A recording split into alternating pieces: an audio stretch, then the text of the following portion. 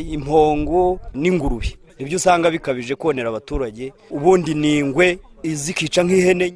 Iki ni ikibazo kimaze igihe kitari gito ku baturage bafite amasambu mu nkengero za pariki y'Akagera, aho bavuga ko bashize igihe iki kibazo bakigaragaje ariko hakaba nta gikorwa kugira ngo izi nyamaswa zikumirwe burundu.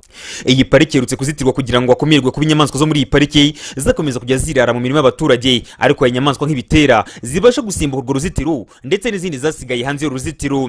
Ubu ni ubuhamya bwa bamwe mu batuye mu kagari ka Buhabwa mu murenge wa Murundi twaganiriye. Ibitera biratwonera n'ibintu byitwa impongo n'ingurube, uburebye nta kintu twenda kuzasarura, inzara iratumaze, birajya ku mwumbati bikawutigisa, ikigori ntago kigisika, ikirayi mu butaka ntago gisigara, urunyobwa icyitwa amasaka ho zigatemagura zikarya imisigati. Birafata ihene z'abaturage kandi twagira ngo turababwira abayobozi bati ntabwo ibitera byishyurirwa, muzajye mubyirukana kandi nta ku muntu atagira, usanga umugabo avayo agasigarirwaho n'umugore.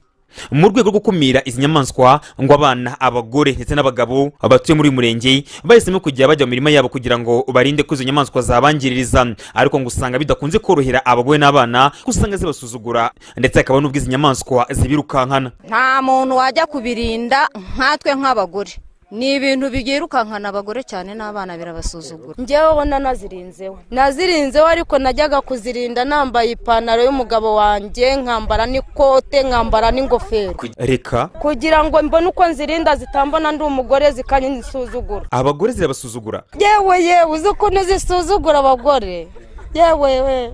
Ese izi nyamaswa ubundi zibasuzugura? Mbeye hari ibitera, hari n'ingurube, akarusha ariko ibitera nibyo bitujengereje. Umuyobozi w'akarere ka Kayonza ushinzwe ubukungu n'iterambere ry'aka karere Uwibambe Console asa n'udahuza n'abaturage ku buremere bw'ibibazo, nubwo abaturage ngo babwiye ko uwonewe n'ibitera atishyurwa, wemeza ko uwonewe n'ibyo bitera akamenyesha ubuyobozi bw'inzego z'ibanze ngo hakorwa raporo akazishyurwa, ariko nanone akavuga ko inyamaswa zisohoka muri pariki y'Akagera atari nyinshi nk'uko abaturage babivuga. Ngira ngo uko mubizi pariki yarazitiwe kandi niyo ugiye kureba ikigereranyo cy'izo nyamaswa zisohoka muri pariki ntago ari nyinshi, ariko niyo zisohotse dukorana na pariki y'Akagera kugira ngo izo nyamaswa zisubizweyo. Icyo nicyo cya mbere navuga. Icya kabiri ariko umuturage wangirijwe akajya mu nzego z'ibanze akamenyekanisha ariko yonewe n'inyamaswa, raporo igakorwa. Iyo imaze gukorwa hari ikigo kiriya gishinzwe kwishyura ibyangijwe n'inyamaswa, icyo gihe biramenyekanishwa bakishyurwa.